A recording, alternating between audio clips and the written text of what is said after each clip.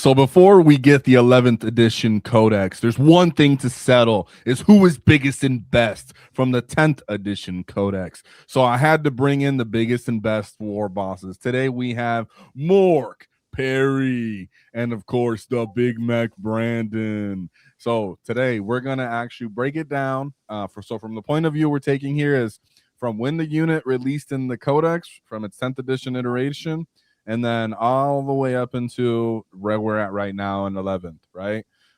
So for example, something like a Beast Boss and Beast Snaggle Boys have been good since the beginning, have been good since the end, so they'll end up somewhere good. But either way, when someone breaks down a unit, we'll intro how we've been playing with it, how we've been enjoying it, where it's at now, and then maybe a little bit of thoughts on where it could end up next 11th codex, and then we place it. So we're going to move through this. There's a lot of models. We'll have a fun time here. It's live, so chat, you can influence this. Be sure to get involved. There are polls involved and everything, so there's a lot to say. What's up, everybody? And of course, let's start with an Armageddon unit, and I want to hear Mork Perry, because what do you got to say about the new banner knob, as I know you were a fan of the previous Legend one. So what do you think about the banner knob? Go ahead. Model, it goes Warboss. Rules wise, I think it's a knob. I think this thing is great. It's a great objective holder. It's a good, it's just a support piece, but it does not do anything by himself. Other than sit there and say, I am 6 OC, kill me, bitch. 6. So he's a knob. You're ranking him right away. Boom, right mid tier. I think knob. Like, I don't think he's an auto include. You see people take him. You don't take him. You flip and see green tide. You don't need them. Yeah, versatile. Brandon, any counter? I got a little bit of a counter. I push him up a little bit into War Boss, right? I teeter towards that end because Big Boss, like up. You want him? Yeah, here? Big Boss. Sorry. And the reason why I push Big Boss is because 6 OC opens up some very strong reactive play that you can push from your opponent. I love pushing him towards the center, attaching him to flash kits, have him touch that center terrain piece, and then be like, you have to come deal with them.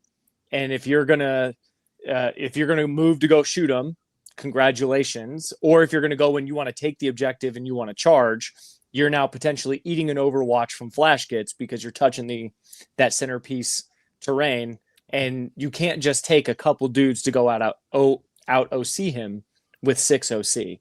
I love the play that he has, and being able to have that invul. It's a sweet tech piece, and it's a cheap price. Flash gets. All right. Well, I'll be the tiebreaker. That's the great part about 3. I'll leave him right in the middle. He is versatile. He can be used universally, like you were saying, but he's a little niche to be used in duplication or to be leaned back on for like a damage delivery and enhancement holder. So I think I'll hold him as a knob, but that doesn't mean we can't change the mind or the chat can change their mind. How about this, Brandon? You can have one of your favorite ones. Where are we taking the Death Dread? All right, because I know you like this. You like this. Get some of you crazy gets out there trying to convince me this guy's not trash. Okay. So early edition, trash, too many points. I tried to make them work. Like, there were some plays, hilarious Dread Mob, 3 KMBs, 1 Claw builds that were just a lot of fun until you like nuked yourself off the map. Happened to me 2 games in a row at Nova. But I do think that the newer rules with the Mortals versus the Battle Shock and the cheaper price, I do think it bumps him up from the bottom. He's not quite knobs. He's in the boys category. It's situational. It's a tech piece that you can use to make sure that you have something to bait your opponent into making a move that you want. You can't count him to kill something. The volume of attacks is too low.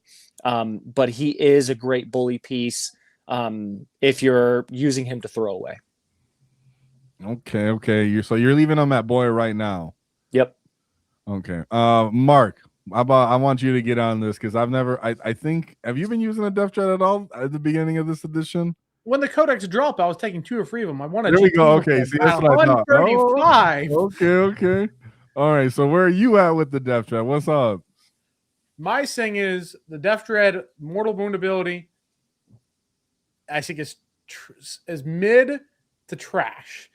His Battle Shock ability was awesome, and it was a great tool, and I miss it so much because so many random problems I ran into. That's a hot take, guys. That's a hot take. Okay, I ran him in Bully Boys, Dread Mob, and Mordaka with all these, previously before his rule change, and I had great success with them all throughout those times. The biggest issue is I think as the rest of the game scaled up, it had a lot more high damage profiles that just could one-tap them.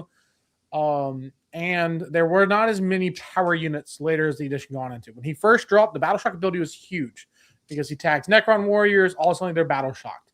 You would sometimes tag, I would try to do as many Battle Shocks as I could, and I was doing that earlier on before it was not as popular. So, like, at that time, that ability wasn't valued as much versus, like, we got towards the end of this edition to now where, like, Battle Shocks are super more, like, they're way more important than they used to, like, community recognizes how much stronger that ability was now versus what we valued it in the past. And I beat some Team USA player and some other players with Death Dreads when they're like, I don't know what you're doing this. And I'm just like, you're going to take a Battle Shock and it's going to be real sad if you fail this. Or I hit 2 of them.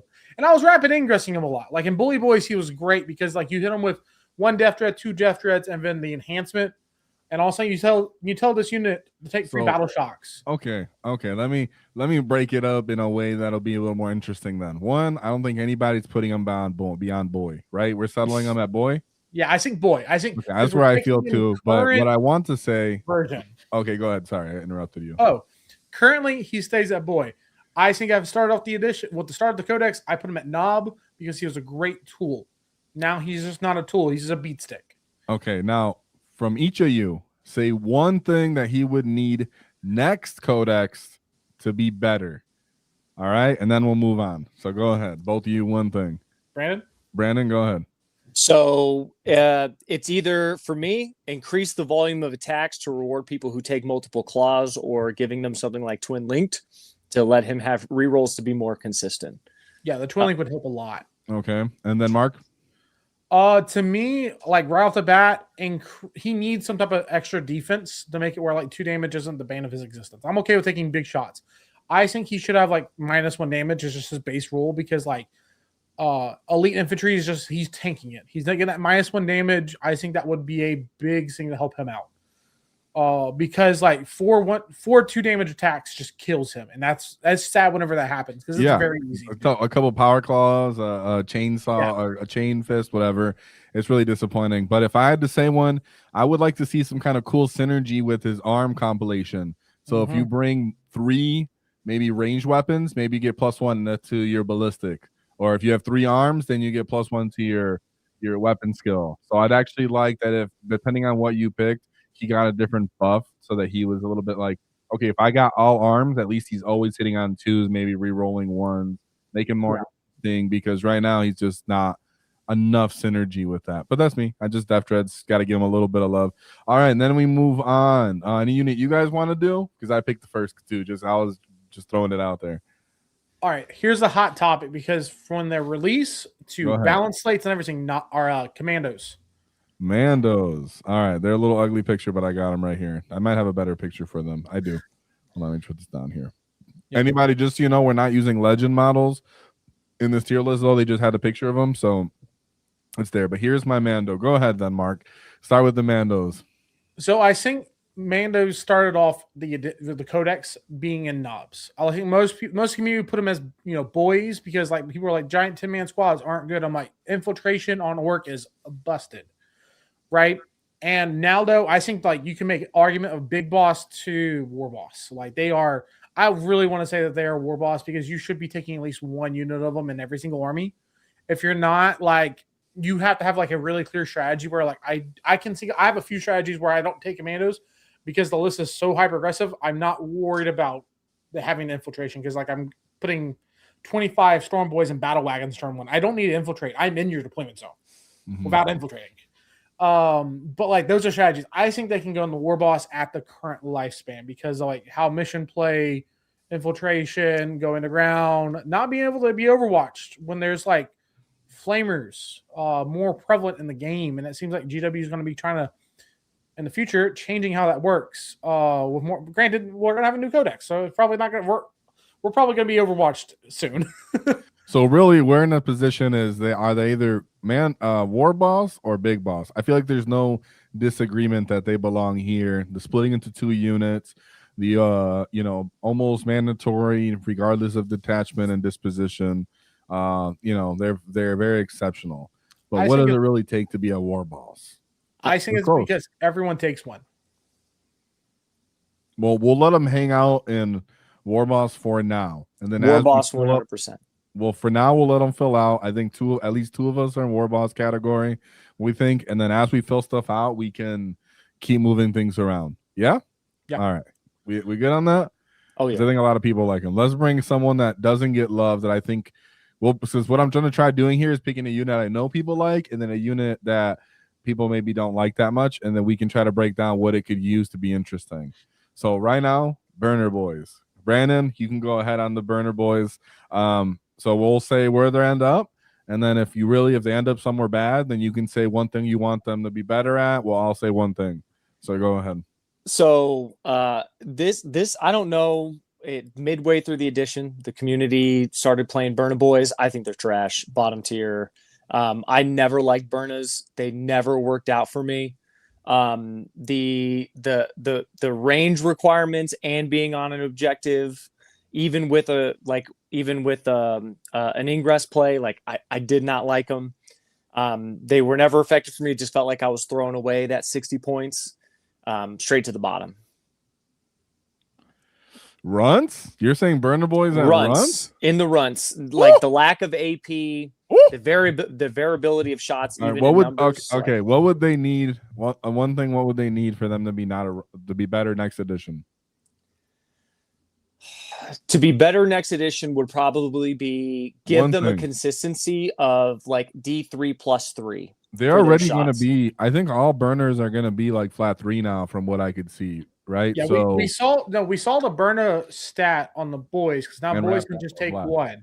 It's like D3 shots, but blast for 4. Yeah, marksman. So like, yeah, they're gonna be like. I think the weapon. I think the thing that's gonna make them the biggest changes is make their melee profile better than it is currently, because weapon skill 4 on them is like the biggest problem. Yep. Like their shots against when burner boys are really, really handy when you have a bunch of elves running around.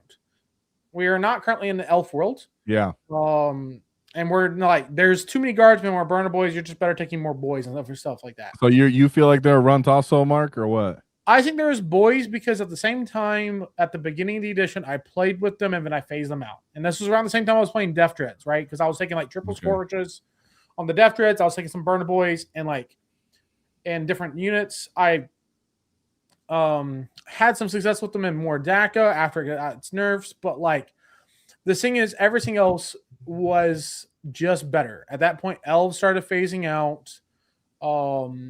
Everything got a lot more thicker, tougher, and their melee was just not consistent enough for me. I could see points of them, the fact that they're 60 points. I think they should be 50. So what would you want them to see? Sorry, to get next edition for them to be better? Just name one thing, and then I'll go my opinion on them, and we'll settle them. An extra attack and weapon skill free. Okay. So I'm going to settle this as runts. Now, I will give the devil's advocate that I did play them as well. They go crazy with blast. It's hilarious. When you can get close enough to reroll wounds, it makes up for so many of their faults. So that's fine. But now we're at a point where even for 60 points, there's so many units that are within point contention of them now that it's like, why would I take that instead of just this?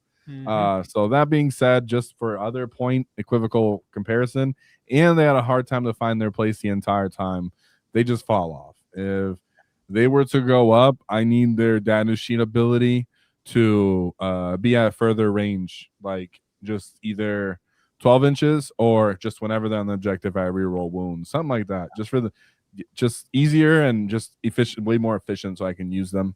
On top of other stuff, though, I think they need more than that, than just one. I think they need one from each of us to be usable. So now that's a bad unit. So got that out the way. We actually got a runt. So let's get to someone that's never been a runt. Mozrog Scrag Bag. So where are we feeling about Moz? Brandon, you got first terms, my friend. I put him in knobs. It depends on the build. I think that early edition. I know we're not talking about index, man, but man, was he cracked? Index, but you was he cracked? But no, I think early edition. I think he's viable. I think he's knobs because he's viable in two ways. One, he's viable in big hunt builds. Took him to Richmond Open in a big hunt build, and he did great. Like, it's less about the fact that he gives the fight on death, but more that you have to tell your opponent, like, hey, he gives fight on death, so it makes them rethink their decisions and how they approach a situation, which is more valuable than the fight on death itself. But he's also good enough in like a Warhorde list where people would like to take him as a solo piece that goes and does something, and it's a sizable commitment that your opponent has to do to deal with him. So I think he's got a lot of play. The thing that holds him back from being an upper tier unit is the fact that it's so swingy. Everybody that's run Mozrog will tell you sometimes he does nothing, sometimes he does everything. You can never count on him to do like something exact. He either nukes something from orbit or he just like hits him like a pool noodle. Yep. Or he just takes all the hits or he takes nothing. So where do you put him then, Mark? Where are you feeling? Knobs or big boss? I think I put him down in boys. Oh, because I'm using him this edition more by himself and not detachments that don't support him, because 125 points at T8 with 4 pinwheel and 5 pinwheel pain, great screen, bait, and people have that mental thing. He's scary, and I'm like, trust me, he's not that consistent. But it takes a little bit it takes some commit to kill him, which is what I like at the moment. But the problem is, again, with that consistency is king, and he just does not have the consistency. Like you have to spend a lot of extra resources to make him consistent. Yep. And generally you're just never in those situations. I think there's just better things that you could take over him. If you're not running him in like a hyper MSU by himself build outside of Big Hunt. I think Big Hunt's, for all the snag and stuff, gives it life. But for me personally, he's a boys unit. So I'll come in as a top breaker. I'm actually going to leave him as a knob because both of your arguments, in my opinion, are why he's a knob. Is you can play him either or. When he is attached to a unit and you can start stacking offensive buffs out of him, then he brings a profile that we don't have access to. Yeah. Then he's just dropping big 5 damage bombs on people, 4 damage bombs, just crumping all this stuff. He has his own invuln. It becomes cool, but he loses the toughness when he's leading, so it kind of sucks. Easier to kill in that way. A 4-up, a final death, kind of lame. And then also he kind of can be used on his own, which is what I use him a little bit more than too. So I agree. I'm just gonna leave him as knob now because for 125 he's fine. Let's shoot through some of these that maybe need some. Let's see what's the one that's been kind of bad or not bad. We'll say in the middle. What about Baby Mech? Baby Mech, Mark. What are you feeling about Baby Mechs? You've done a pretty good job with them. I've had a lot of history playing with them in 10th edition. I think they're big boss because you could take one and you get so much mileage out of one. He heals, he fixes, you take a couple extra vehicles. I've typically always are running multiple battle wagons in all my orc builds. Like that is like my favorite unit in orcs. And I have probably more games in tournaments with a battle wagon than everyone else does. And he goes miles for them, right? You go take him with, sometimes I had him with, Death Dreads, Archilicans. Sometimes you just have that 1 Kilocan. You're like, I just need this 1 Kilocan to be better. Just hit better. And they're like, he was by himself. He is just a good action monkey, a screen. Sometimes he does damage. That custom Mega Slugga and simplified board states can win you a game also when he kills a Primarch. And your opponent just looks at you like, what just happened? I'm like, I don't know either. I think Big Boss because he's not an auto include that puts him in the War Boss territory, but you taking one in practically every single list has some light or vehicles in your army, and you're going to get a lot of mileage out of him. Okay, Brandon. I have to agree wholeheartedly. He's a big boss, right? So the second you have a vehicle in your list, the mech for his points just gives you so much value. Like the healing, if I ever remember, I never remember to heal, but the ability to have the lone op, Like he said, when sometimes that custom Mega Sluggo, which is basically a KNB, sometimes it just goes off. It just happens. And dishing out the +1 to hit. It's in the dread mob KNB dread world. It's fantastic. So good. Holy crap. Because you're like, let me get +1 to hit and then reroll wounds. Let's see how this goes, right? But I think that the minute you have a truck, even something as lowly as a truck, he becomes an auto take, and for that he's a big boss category. Yeah. All right. I don't think there's much to disagree there. So I think a big boss is just fine, even though his ability is a little maybe better. I don't know. Are debatable with cover now. So that being said, I still like that we have him. We'll see what happens. Up 10 points though wasn't cool. How about a war track? Who wants to go off on the war track? So I'll sit there and say that I think the war track is actually like really handy, but I think it's like a unit that's like, is it better than I forgot the buggy that has the same ability as he does. Custom Mega Blaster or Custom Booster Blaster. Custom Booster, right. I want both at the same time. Both at the same time. Where do you want them? I think he's better than that thing is because he's much smaller, easier to hide, and his gun actually, when it does connect, it hurts. Versus the Booster Blast that just doesn't do any damage like most of the time. I think like you could put right there at the upper tier boy. Like it's better than I think the Booster Blast stays in the run, personally myself. Because I think it's the worst out of all the buggies. And the War Track actually has synergies with other attachments that speed freaks. Like you take this thing in freebooters, it gets to sustain from the loot. Like you target a unit that's on that loot ejector, and you're like, my actual strength 10 rockets actually have sustained. Does it count for that unit? I think it does because mounted. Yeah, he's mounted. Yeah. So like he's good synergies. And I think he has places like in Green Tide because small low profile looks at big scary units that you have -1 to hit now against my big boy squad and melee. And I think he has a lot of supports, but again, I think it's that boy category. You can make an argument for Knob, but I think there's going to be a lot more units in Knob. Yep. Brandon? Boy. I think boy, again, like I see a little bit of the -1 to hit stuff's kind of cute, right? But I think the only value outside of like the Green Tide, dish the -1 because you're now stacking really rough things, like stack the idea of killing 20 boys now with a -1. But I think the only value I see him from outside of maybe running a list like that is going Cult of Speed, enjoy the ablative wounds of throwing him on a bunch of bikers. And now you just have another idiot that joins that squad. Yet. Sorry. When it happens. We don't think he can do that yet. All right. So I think we cannot put him any higher than a boy just because he hasn't actually demonstrated anything in any lists or anything. It's fine. I think if he would have been 50 points like I'd been hoping, maybe he would have found a way. 60 is just not enough because then he contends with other real units and whatever. Same problem. The other thing is he doesn't have assault, so you have to kind of find a place to stage him before we're in the middle, and they've fallen off. So I would put Can somewhere in low boys, not runt because they still have real output and they have real like ablative wounds and soaking they can do in one specific detachment.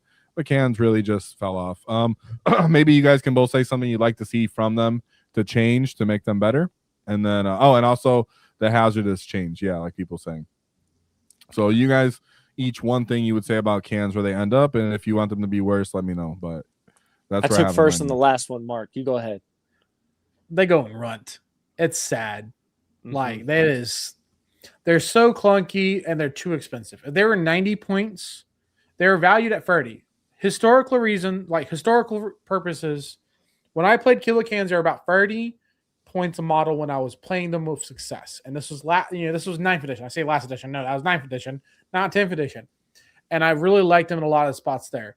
The problem is you're paying the same points for like them versus like every other heavy infantry, and they just do not have the durability. I feel like to me, it's like I'll take Burner Boys first.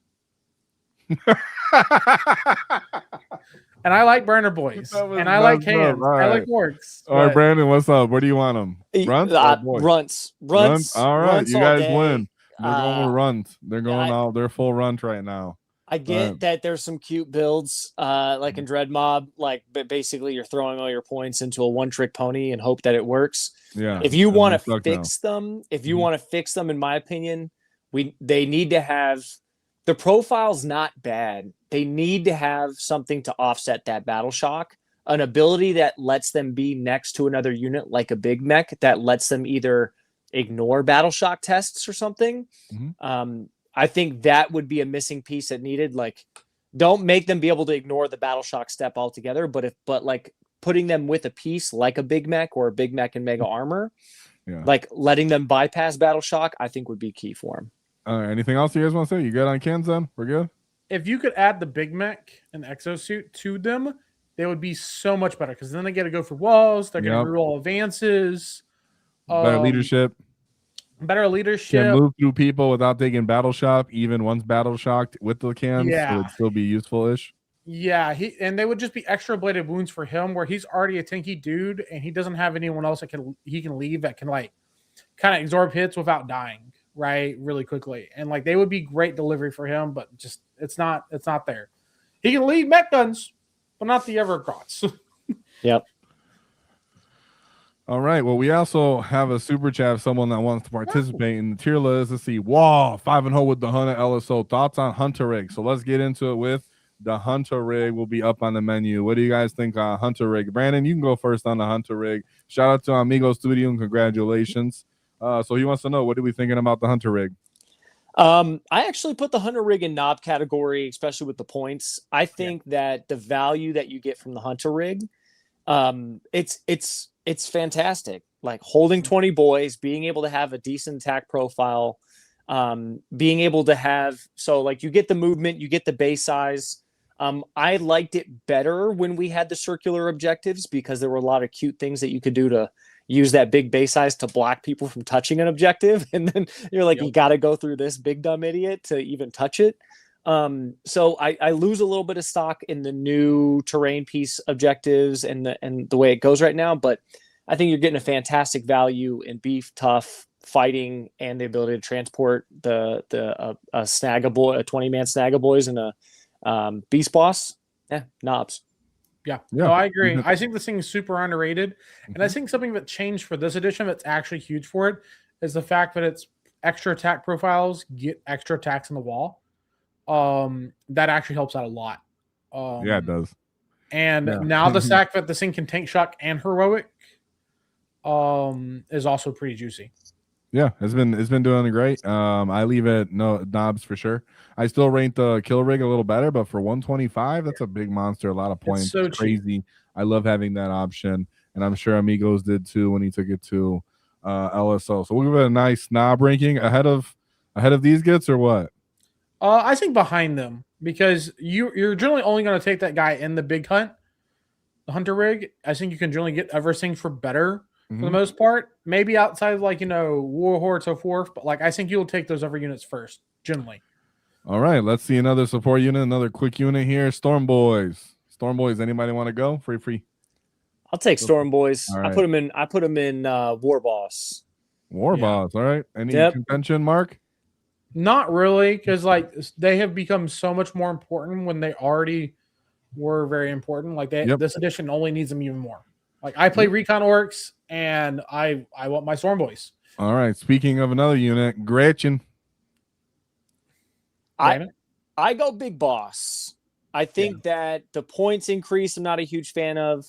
I think the way that we sit on objectives now instead of circles makes them a little bit less valuable. There's still a lot of cute stuff with base sizes. That's still a good thing. It's a little bit less with the increased engagement range, but I think that they are still a valuable tool for their price. They're great with Dirty Mike. But where they used to be War Boss, they're just now Big Boss tier. Yeah, I think so. I think Gretchen without Zod, Big Boss. Even though for most the life of the codex they've been auto takes, they still were just held up by being with Zod. But speaking of Zod, where do you think take Zod nowadays? Put that man up front. Do not just Yeah. put him right there behind those 2 units. I build my list with Zod first, everything else afterwards. Yep, Zod for sure. I'm just pulling out some of the ones I know we love. Speaking of, let's do another one. Boss Snickrop. That's a hard. I think he's absolutely the top tier because like he's so cheap. Like he is. I still take like I'm a Hero Hammer guy. I'm gonna take him before I take anything that's not character. Like him and Zod are the first 2 things in my list. Default. Put that boy behind Zod. Yeah. Yeah, I think that's good so far. That's not easily. He's still being played, still very useful, good point cost. When he did go up to 95, though, he fell off. I don't think he's played like at that value at 95. So if he did go up or something, next edition, we'll see what happens with him. Here. I know it's gonna bring a lot of contention here, a lot of hot takes from the live chat. What's up with the Pain Boss? What's up, dudes? Who's ready for this? Sorry, he's a runt. All right, so Paintball. Put that boy in the back of the line. All right, Paintball's to run. All right, Warboss and Mega Armor. Knob. Okay, we'll start him off at Knob. Perry, you can go first since you spoke up first. So he's really handy by himself in a lot of places. You play him in Mordaka by himself. He hits on 2s. You can put him in the wall. Simplified board state, free damage. Charge up and heat on 2s with sustain. You know, you're gonna get 5 hits on average against anything in the game. He's strength 12, great strat, strength to be at. Definitely want Codex Orks. We don't have a lot of high strength melee stuff that's on foot. I think you could just take him by himself in a lot of places, and he's worth it. Does he? I think he's an auto include. No. Do I think you'll take him majority of the time? No. But he will. If you have 80 points, and you've already taken a bunch of other good trash units, and you want to keep your roster at least diversified in a little bit, I would take him over a third unit of Strong Boys or most of our other 60 points units if you have the leftover points. Because like he is handy by himself. Put him just rapid ingress him. Run him up. Your opponent has to overcommit to kill 7 wounds at T7 or T6 at 2 armor save. This is where I got to disagree with Mark. I got to put him at boys because if he had deep strike, then I would make him a knob. But because he's using rapid ingress, I got to put him at boys. Like by taking him as an individual piece, yeah, you open up some avenues. But unlike taking, for instance, a Death Dread, you're getting less toughness. You're getting less potential output than you would by doing that same kind of play with a Death Dread as well. Granted, it's a little bit cheaper, but then you give up, a much easier assassinate. I think that he's viable when you give him deep strike in a Bully Boys list, but I don't see him outside of Bully Boys, just in my opinion. When we had earlier, the Codex came out. I mean, he did show up in Warhorde. He does actually allow the Mega Knobs to deliver some sort of damage. So I think with them, he's low knob tier in my opinion. I don't know if I could put him at boy, because then you're saying is he about as good as the Death Dread? I don't know, maybe. We'll leave him at knob out of respect for the War Boss himself, but he might drop to boy. But right now, I'll leave him there. Because I'll say one thing, at least a Death Dread, I don't know how many of y'all got Death Guard all in your meta, but at least a Death Dread can charge into Jesus, help me, Mark. Leading Death Shrouds.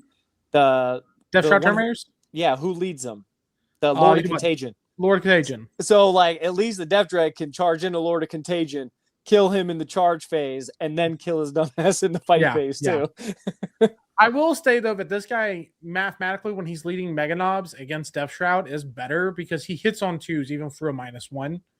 I think as a leader, he's a great leader. But the problem is, are you taking Mega Knobs or you're not taking Mega Knobs? That's a very controversial thing for Orc players because either they're trash or they're top tier. I think they're fine, and you bring them in, and they can be reserves. They can be ingresses. They can work as 3-mans back in the day. Even now, they're all right. So I'll leave him at knobs for now. As we push through this, he might drop. So then we move to Weird Boy. Weird Boy himself right now. There's the old bottle, but whatever. Weird Boy, who wants to take him? Brandon, you want him? I know you like talking about him. I love him. I love him. I say put him in Big Boss. I think a little high. We'll start. Let me make my case, right? All right, Big Boss. Make it, but he gon'. No, I'm just kidding. So So you think about what he gives you two viable ways, right? Because before you could play him as a single dude, right? And it was a nice little tech piece tool that could score you some pretty consistent points. 17% chance of him doing wounds to himself was not terrible for having a piece that can go where you wanted for him to go on demand to score you points. Then in the state that he's in now, like attaching him to 10 boys is still giving you sticky on demand, which is pretty awesome. Being able to jump a squad in, go hit something, either move to score you points or to go sticky and objective or to move block, or you have a lot of play into a bunch of different matches, and he opens up a lot of avenues that you might not have in an environment where you're not playing something like teams and you're playing like a solo and you don't know what you're going to run into. He is a great tech piece tool to have. Mark? The guy is in boys for me, and I almost want to put him in runts, but he is useful when I'm running him around, and I don't have to worry about the end of my turn to see if he works. My biggest problem, so when they showed off the model, with the new model for the thing, GW showed the preview of his rules. He's going to get an update where you roll at any point in the phase, and you can decide to keep him off board. Okay? Then they decided, okay, you're not going to get that, actually, as long as boys holding shooters and, Choppa Sluggas all at the same time. And then they decided, okay, we'll give it to you now, but we're not going to give you the weird boy. But we're going to give you the updated picture. The reason I put him in boys for me is because his ability when you're trying to make that big go turn for Orks, if you just roll that one, it's really detrimental because you're praying that you don't do it. If you roll at the beginning of the turn or the beginning of the phase, and you can plan your turn accordingly, okay, that's what hurts me. For me, I just could never take the risk because I just phased them out. Now, I've had him in some more DACA builds where the idea of him going up and down was stronger than the actual doing it. And I never did it, actually, because I was just running him forward and just using more DACA and just precisioning out people. That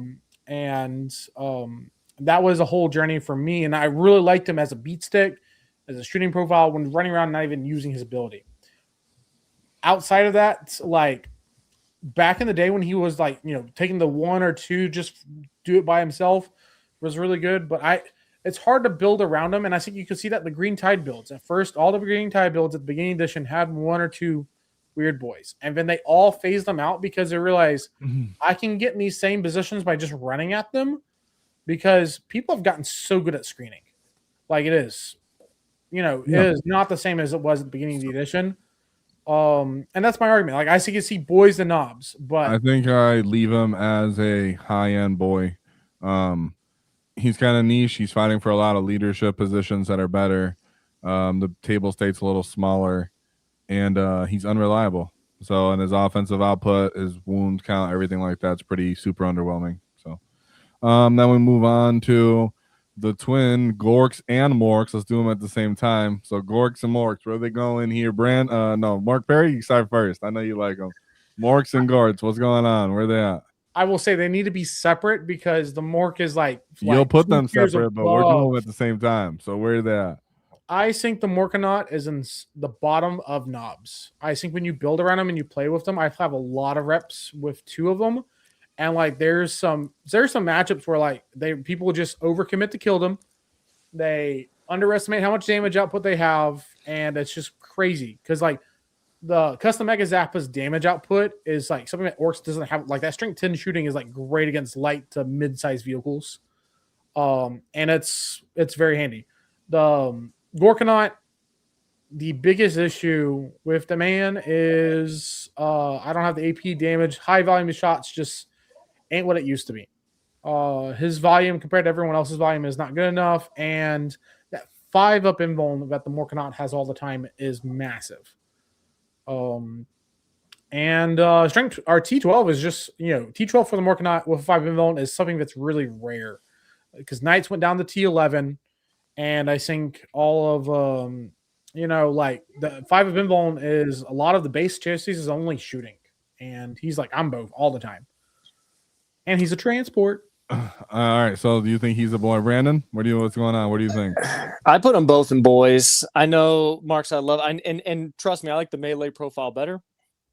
I only viable build, and I'm very opinionated on this one, is like if you're running the Stampa with 3 Gorks / like 2 Gorks and a Mork.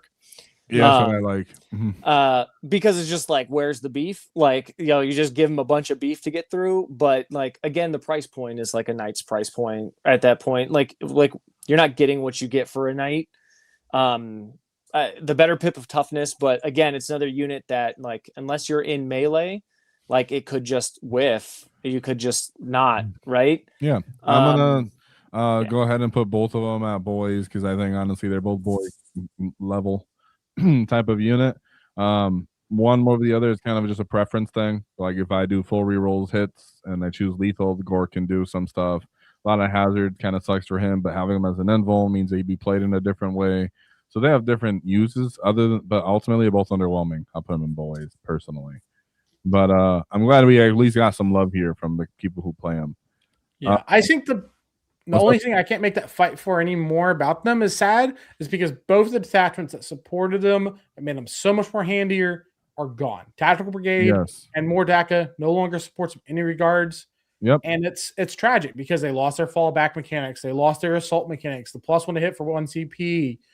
That is it's really sad. And like I didn't think about that like in context of that's gone. I was thinking 10th edition. I'm like, these things, I have so much value, so much respect for the Morkanaut, but no, I was thinking about in current things, I can't do half of the stuff that I used to do with them anymore. And that's exactly. Really so what about now the Tank Busters? Someone who doesn't make us sad. Who wants to go off on Tank Busters? Anybody feeling good? They're 125 points now. They've been pretty reliable since they dropped. I mean, at least reliable to be on lists. So I gotta say, like, I was fairly high on Tank Busters because, like, yeah, I mean, you had to put the shock attack gun because as a tactical brigade player since drop, I played nothing but tac brigade. The +1 to hit, so you're hitting on 4s with rerolling 1s from the big mech with shock attack gun. So like it fixed the reliability problem. But like even in the edition that it is now, it's actually more feasible to not have to put a big mech with shock attack gun because you can get the +1 to hit, bring him in from strat reserves. Some map layouts let you actually bring him in from strat reserves on the top. So you can actually bring him in from strat reserves and get +1 to hit from plunging fire, and then turn around and sub out one of do the extra rockets instead. Totally a play. More DACA, you can now do that with the extra shot from rapid fire. They get juicy for a very cheap price. So where do you guys put them at? Big Boss or War Boss? I would put them at the front of Big Boss at the moment because I think you build your armies with them, and if you don't build your armies around them, you can always take one and never feel bad about it. Yep. And I want to give a shout out to the bad dog for 10 wall tag to give the membership. Whoa! So check out those member videos that came out, and thanks to Bad Dog for hooking you up with them and supporting the Great Wall. So thank you for that live chat. And I totally agree. On the Tank Busters, they honestly weren't always the ones who actually performed all the damage, but they let the combos and they've always been reliable, you know. So they reliably put on list with their combos and been consistent since they came out. Someone we'll talk about now is the Stampa. So where are we putting the Stampa at? I think I put him in the front of boys. Stampa, where we guys at? Yeah, like he is actually like people will play him and it will not feel like, hey, look, this is the only thing I have, and have some more stuff with him. Like his points, like certain matchups, like he will actually probably just wreck by himself, because you have all those extra resources. And if you play with your type positions, he's better now than he ever has been. I gotta holistically agree. I think he's more viable with the points now, and I think the slept on piece is the terrain. The way the terrain's different and the larger piece in the middle. Like you now can play him in the middle as the good Lord intended him to be. Yep. Yeah, for sure. I also think though that him not being able to stack multiple strats on the go turn with reroll hits and big shots for barricades definitely made him worse. So I can't put him any better. He has to stay low boy. I think you're just. I might even be willing to put a Death Dread in front of him. I mean, he's played up, so I'll put him like that. But yeah, I say that's fair. He's cool and everything, and he works for his points, but he definitely took some hits. All right. How about we'll do all the buggies real quick just to shoot them out the way, rapid fire the buggies. Indirect buggy. I've been seeing him get play. Where do you guys think? Run? Bottom of boy for me. I have had success with them. They're actually like candy when you build around with it. But it requires a certain meta. But now, right now in this edition, 11th edition, how they're ending as well. I play with them in this edition. I like them a lot more this edition because the ignore cover is a lot more relevant. And the slowing, like little, he is. I'm taking him before those bottom, in runts. I'm taking him every single time before one of those. Brandon. So I put him at the bottom. I would take him before anybody else in runts. I did watch Mark play with using the slowing and you have to remind me. I think it was the Cali one that you played in, Mark. I was watching you. I couldn't believe him making them work. Yeah, I think they're a little too expensive for not a lot of play, but I would take them before I'd take some cans 100%. I will concede that there's something there that I think Mark knows and maybe we don't know or something, because there was some people who've been playing them. And I played them previously, but there are people playing them now.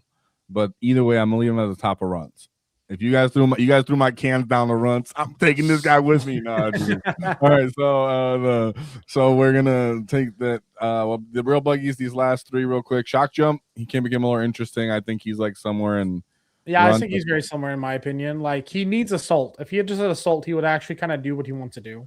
This one, the aura one, a little bit back here somewhere. Like you might bring him, but you never do. I think bottom of boys because like he used to be better, but he got nerfed where he affected. And then Mega Truck Scrapjet, he's kind of. Yeah, I'd probably say the buggies end up somewhere like that. I would take Burners before I would take a Mega Track Scrapjet. Yeah, I think so. Yeah. I think Burners are like the top of runt because like they can go in transports. And we are transport army. Because I'm totally biased and I'm totally unfair. Cans are going before them. But I can't justify this. We're just gonna ignore the fact that I'm cheating. All right, so let's do a Mega Knobs. Where do you guys feel about Mega Knobs? I put them in boys. I put them in boys just because they work in Bully Boys. One would argue they make them work in War Horde, right? I think that since early in the edition, I would be argued to put him into knobs. But ever since they let Gaz lead boys, like nobody's who's taking Mega Knobs for that reason? Like they survived. They're not Deathwing Terminators. But yeah, I put him in boys. Mark, you want to save Mega Knobs before they end up as boys or what? I have not lost the game with Recon or with not Blitzer Brigade with Bully Boys and Gas. This edition, much less. Did I play with this edition? I can't remember.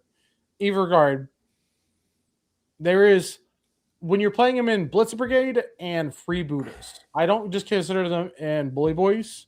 Really, to me, like in Freebooters, they get the most value. Yeah. Because constantly being able to stay in the wall for Gaz is huge. Devil of the New Terrains and the Auto Advance 6.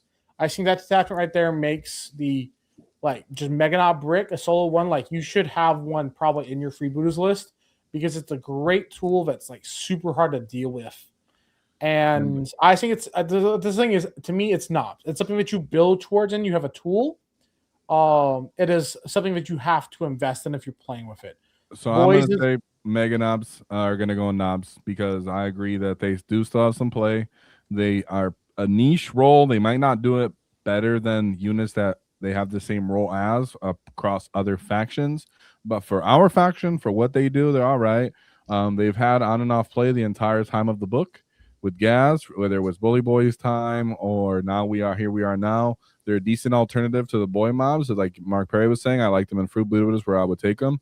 So I'm cool with them. I do think they need some great improvements. So I'm down to put them behind Maz, but right now I put them in front of Maz for now. If you guys want to contend with me on that, I'm down. If you guys want to throw them, I think behind Maz. Yeah, I think Maz has got to go because he just has more versatility. Because they're all right for point cost, but they just one turn wall, feel no pain, low output, always hitting on 4s, kind of bad. If they're hitting on 3s next edition, another hit, another strength. maybe we'll start talking, but they need more attacks too. But yeah. So let's move through some other units quickly. Let's say Beast Snagger Boys. Where they at? Where we putting Beast Snagger Boys? I gotta put him big boss tier. I think so. Yeah. I think top of Big Boss, maybe next two or in front of Tank Busters, whatever. I think Tank Busters first, but go ahead. Yeah, I think they're actually behind. So this is where we get into the character, the Beast Boss. Yeah, I think they're behind the. I took the Beast Boss too. Do them at the same time. Okay. Which one? I see that's good. I think you would still take the Gretchen before the Beast Snagger Boys by themselves, but Beast Boss you would probably take first. Brandon, you want to hire the Beast Snagger, the Beast Boss? No, I think that sits right. Like I think the Beast Boss sits behind Tank Busters, Snagga Boys sit behind Grots. You're taking the Snagga Boys so you can take the Beast Boss. Let's be real. Yeah, most of them. Mm-hmm. Yeah, like the Beast Boss, that they are the tax for the Beast Boss. I agree, and they've been doing good the whole time. This entire edition, they still end really strong considering. From Index to Codex to now. So I'm very grateful for them. They're a great unit. Death Killer Wartrike. How the mighty have fallen. I put him down to I got to put him down to boys because there's two builds, right? He's still fun in a Warhorde build to give him the feel no pain. But the change to objectives made that play a lot less fun because he can't block an objective with his big base anymore. Yeah. And he's cute and Cult of Speed. That's about where I have him. I put him in boys. For me, Recon, he is good. He's a 70-point thing that goes, 20-something inches because the pivot is crazy for him. That if you're playing a disposition that, you just need you in places, he's good for that for 70 points. To me, it's either bottom of knobs or top of boys. He's somewhere in that, you have to play a disposition that makes him work. I think for what he did from the beginning of the Codex to now, we'll barely hold him out of the back of knobs for now. Yeah. For Feel No Pain holder. Yeah. No, just joking. All right. So let's move to knobs. Where we at with knobs at? At the moment, they're knobs. They're just knobs, right? They are so expensive. They're just knobs too. I think they're somewhere around Mega Knobs, maybe in front of Maz somewhere. I think they're behind. I think they're behind the banner. Oh, go ahead.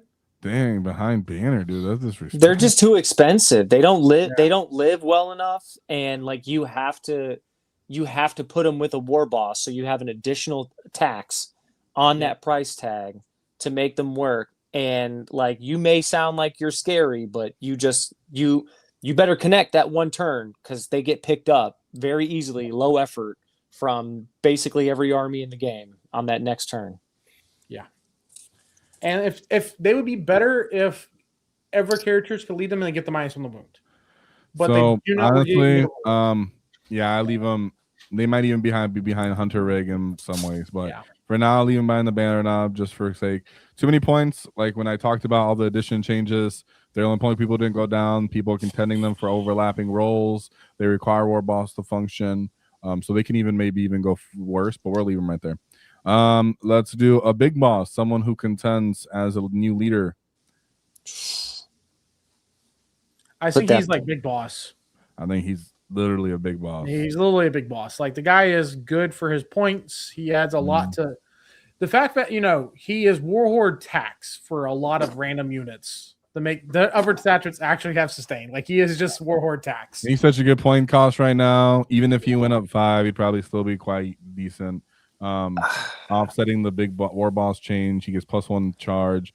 I like him a lot. I think he's pretty cool. He looks cool. So I think he's a great addition to our collection. It's nice to have an alternative type of leader like that. So I'm not gonna lie. The only break I'll have from you guys is he either lives at the top of Big Boss or at the bottom of War Boss. Because Warhorde sustained on demand is super sweet in some builds. Yep. He's staying right there. We can sort him at the end once we get through everybody. But right now he's holding. If people want to fight, and you should right now argue with the live chat and see if they can fight us on this and support you. Yo, live chat, back me up. Here we go. Right, so right now we have flash kits. Maybe David can put up a poll if they can go up higher. So appeal to David because David's the big Mac on site. All right. So flashy gets. Where do flash kits end up for us, dude? Probably put them at that war boss. I am weird about that because I don't play them a lot historically, but how much people take them, how good they are this edition, the supports, everything they do, they are so much better. And I can't make that argument. I think they're in War Boss. I don't think they're Big Boss. I think if Storm Boys make it to War Boss, Flash gets got to. The reason why is because Storm Boys play secondaries versus Flash gets just win battles. Flash gets do everything though throughout the entire edition. I mean, you can almost do anything with Flash. That's what they're there for cost, for SWAT team size, versatility. I'm leaving them somewhere at the back of War Boss. We might drop them, but I think most of us will agree. I'm not gonna do them injustice this time at the MD edition. I'm gonna throw my power on that and just say let's keep them Flash, get some War Boss. What about Def Coptas? Knob? Maybe bottom of knobs. That's where I would take them. Because, I mean, I know that's contentious because there's people that love them. I'm a cult of speed fan, dude. That pour out them thick wounds, that sustain too. Well, boy, let me get in there. I don't know, man. It's just I'm having a hard time putting them in the back of knobs. I mean, I put them in the middle.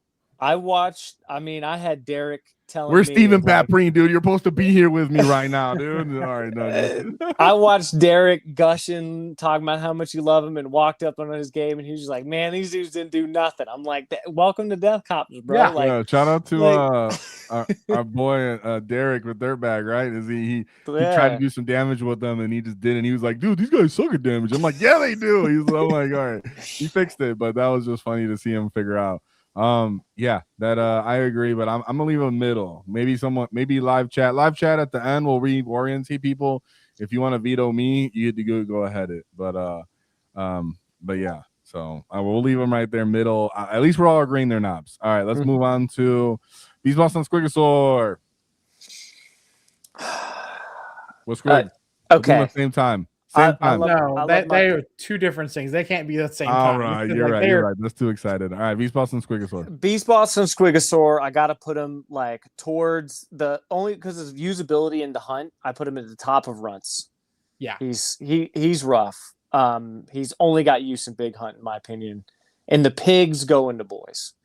Agreed. I think because they've got other ways to use them. The Beast Boss and Squigosaur, you just use him in the hunt to hold the scout enhancement. That's literally all he's there for. Yeah. It's hard to put him any higher. I mean, so beginning of the codex, at least he could hold Edwapa's Kill Choppa. So he was our anti-damage guy before we got a bunch of stuff, right? So I mean, he does have that. A lower heroic. He doesn't pay for a pivot. We don't pay for pivot anymore. He could be at the top of runts or low boys. What are we thinking here? I don't know, Brandon. Can you talk, Brandon? Can you hear me? I think when you left and came back in, I think Brandon lost you, and I think he's going to come back in. Okay. So what were you thinking with there, Mark? I think right there is fine because I think he's better than everything in runt, but I think like the problem is like he doesn't do anything. He doesn't do any damage. I can ask 5 burner boys to do more work than him. Yeah. But he can at least do things for a few good units. I agree. We'll leave him there for now unless Brandon has anything to say. Brandon, can you hear us? We're good now. So he exited out, come back in. I just jumped out and came back in. You have them in the reverse order that I would put them in, but well, he's at the back of run. He's up at the back of boys. Yeah, I think the pigs go in back of boys. The pigs aren't on there yet. The pigs are down here. Oh, okay. I think he goes in the front of runts because I only see him used one way, which is to hunt to hold the 9-inch scout. That's fine. I'll put him in run for now. All right, Squigs then. Squig Hog boys, where they at? Mark? I think they're like probably mid to top of boys in my opinion. I absolutely agree in a lot of places. I think they are not knobs. They're going in boys. Boys. Get them out of there. Boys. I think they have more plays now. Definitely with like free Buddha giving them reroll wounds. I really like them in free Buddhas. Because putting them in the wall, giving them auto 6 advance, cool. They're good in beast net, or they're using the big hunt, which is better than it ever has been. I think they are used in boys because they are built around the same way the Stampa is built around. Above the everything else- Stampa, would you say? I put him above the Stampa. Yeah, that's what I say. I think they are the top of boys because you build around them, but you do not. They still suffer. He wants. I wish they were War Boss category, bro. I wish. I love my pigs. Give me I a know I'm reason just to sitting take them there 60. for fun. So just to give them from the talk about where they were at. So in the beginning of the codex, they were awesome for the most part because of the points.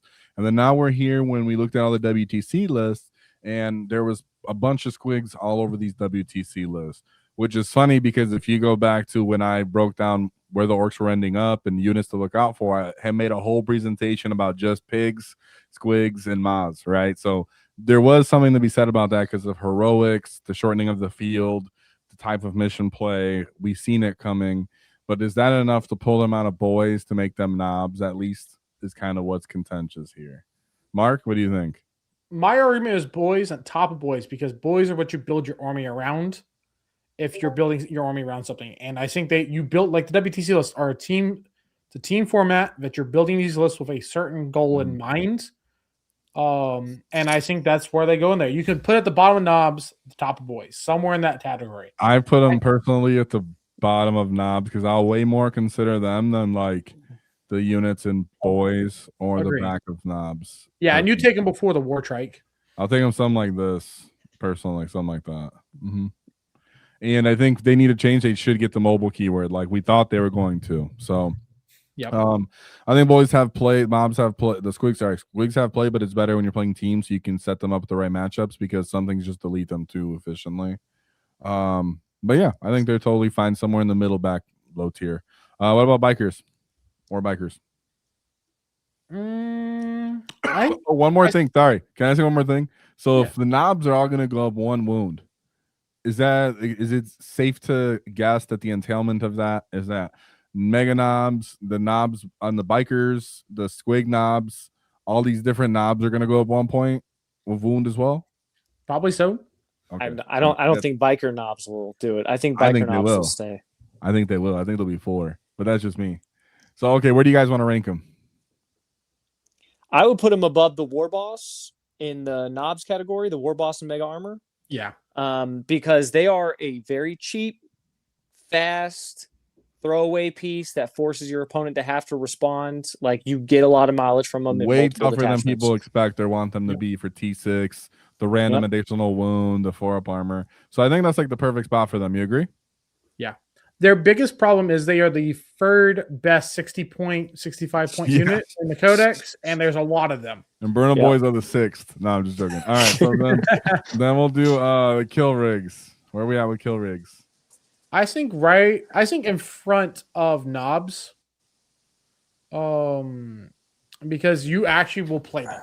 You for sure will play them, you for sure will see them. And I think they're just a great unit. They are better than obviously the Hunter rig, but they are they're just good. Like, but you're not going to see them in all the builds. You know, Big Hunt's good.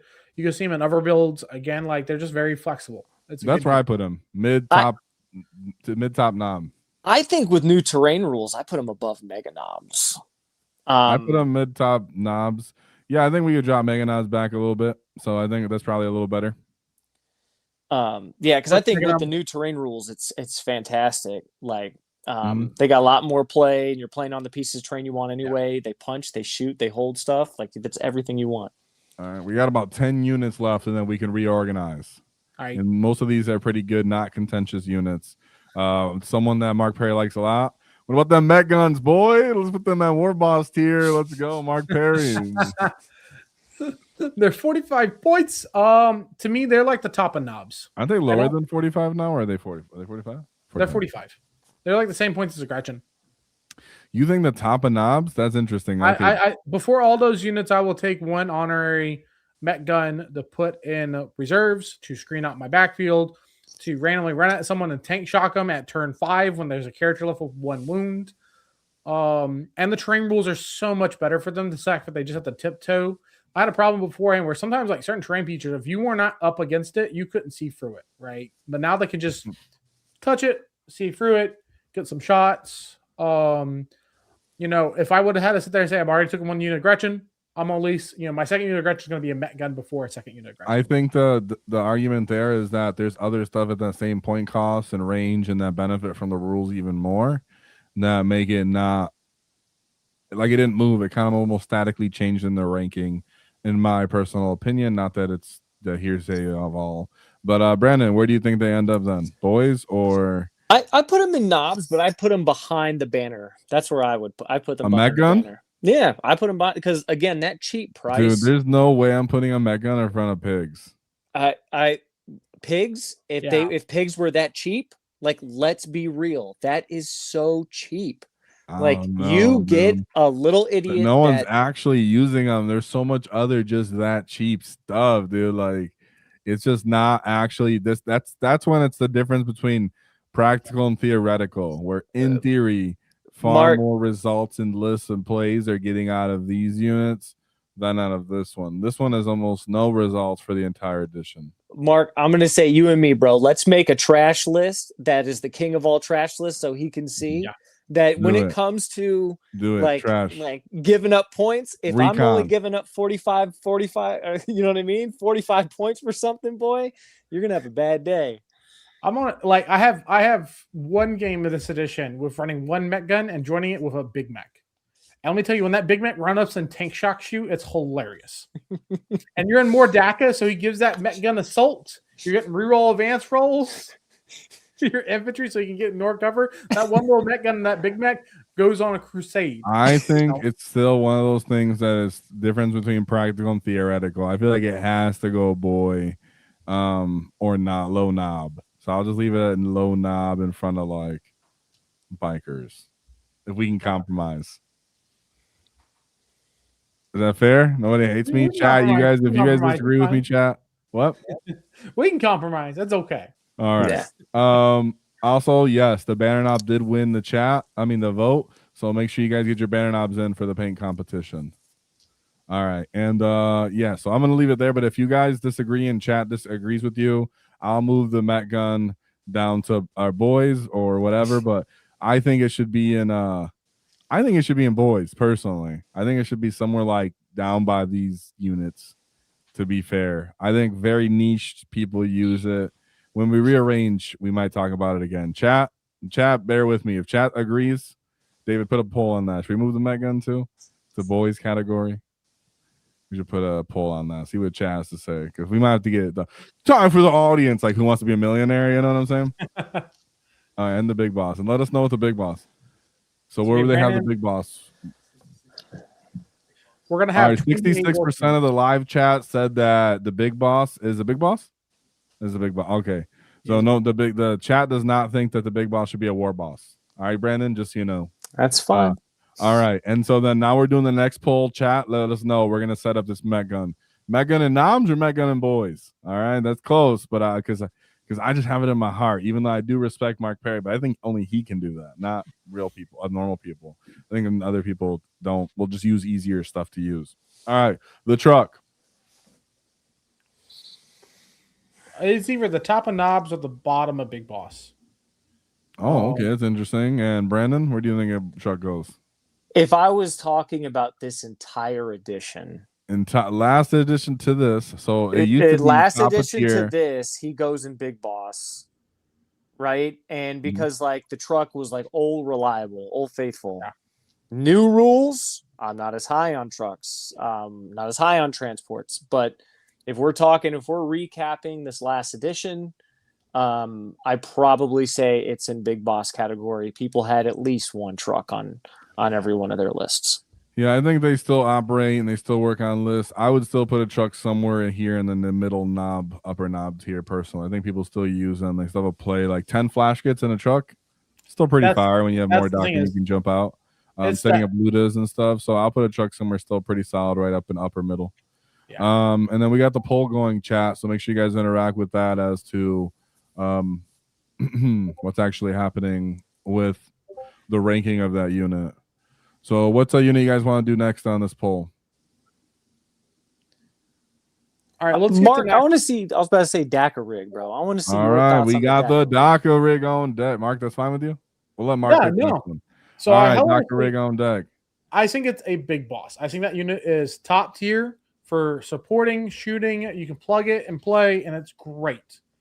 Do I think it's crazy magical? No, but I think it's does something for Orks that we haven't really had a profile. A profile like this. This is like what the closest thing I can think of it does this type of firepower that actual presents a threat is like the triple KMB Death Dread. But that man has gotten so many nerfs. I don't see myself taking him this edition. Hazardous changes was the biggest thing, but this guy is that type of fire port where he can shoot you down. He can look at a bunch of different profiles and say, I can hurt you. And take some hits while he's taking at it. He can force over commitments and the terrain rules. I think you're never going to be going wrong just playing one of them in any orc list. Brandon, where do you rank this get? I put him in front. I put him in Big Boss. I put him in front of the Big Boss, behind the Beast Snagger boss. Yeah. Just for the fact of he's 100 points, right? 100 points, and he gives a lot of versatility and fire support and ability to have a unit that sits in your backfield and plays a strat reserve play. He gives you a lot of options that Orcs are not used to having. Yeah, and that sustain also makes him a great overwatcher for like really simplified board states or situations where you need to get lucky. Like this guy could high roll you in a situation. So I think that he's still fighting in a similar role to like a flash kit brick in some ways for like how he's versatile, but because he can do it on his own without like a truck support, he's bigger, can take up damage on his own, soaks it up. He fits it in a different way. So I think right there, upper Big Boss is a really good spot to have him. Love having him as an option. So yeah, he's great. I think that's a good spot for him.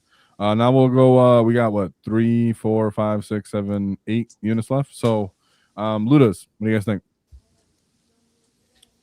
I think Big Boss for me at the moment, but like at the low tier, because you don't have to build them, you don't have to play with them, but they are a lot better now since people are. Yeah, they go pretty hard in the right conditions. I get what you were saying. Mm-hmm. Yeah. Brandon, I probably put him in knobs, maybe middle tier knobs behind the truck. I think okay. I think like middle tier knobs behind the truck because again, I see two ways of using it. Some detachments, they go hard and they pop off. Other detachments, you have a nice cheap unit that you can throw down from strat reserves and hope it does something, or to, in the new terrain layouts, be able to throw a little 5-man team on the top and be able to get plunging fire and the rerolls on objectives. So I think whenever you're playing more DACA as your second kind of support detachment, they automatically have some sort of play that's interesting even on their own, and then give them rapid fire. They can be pretty fire. Dread Mob as well. I would say like upper mid, just because more DACA is one of our more preferred additional detachments. It's also strong, good support secondary unit, easy to play, cheap cost, builds out the addition well, can synergize easily without too much investment. Any disagreement if it's like a little up here somewhere maybe? I feel like there's a lot of good lists that run bricks, at least one brick of is this all right? I can dig it, yeah. Mark?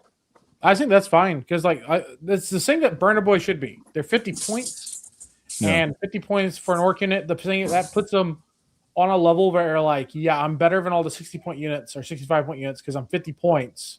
But I just bring, really wild damage versus scoring potential, screening potential, and I'm not a Swiss Army knife, right? Like I am a random power brick. And some layouts have really good plunging fires, and like they do get a lot of value out of plunging fire, and cover is not -1 to your save. Yeah.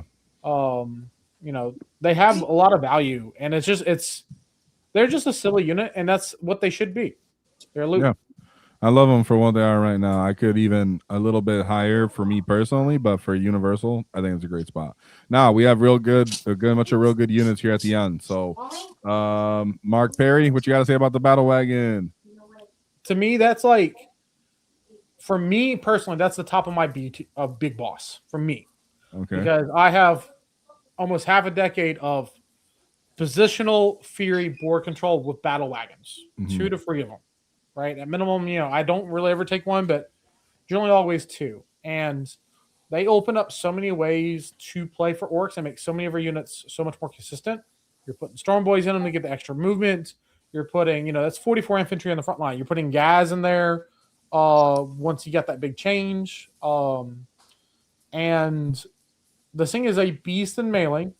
And when you know how to place it in positions where you can get in the end games where you know for sure that you're going to have one left over, it's a monster to deal with in a really small board state, and it beats up all the infantry in the game that's 2 wounds or less in melee.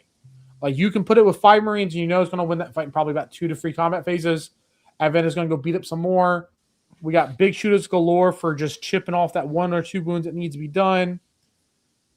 It is the best transport, in my opinion, for Orks because the size profile for a truck and a battle wagon really isn't that drastic. Definitely the new terrain layouts where they can probably hide in the same spots, and the wagon will force overcommitments. And people, as an Ork player, you want them to run at you, and they got to run at you to kill a battle wagon. They don't have to run at you to kill a truck.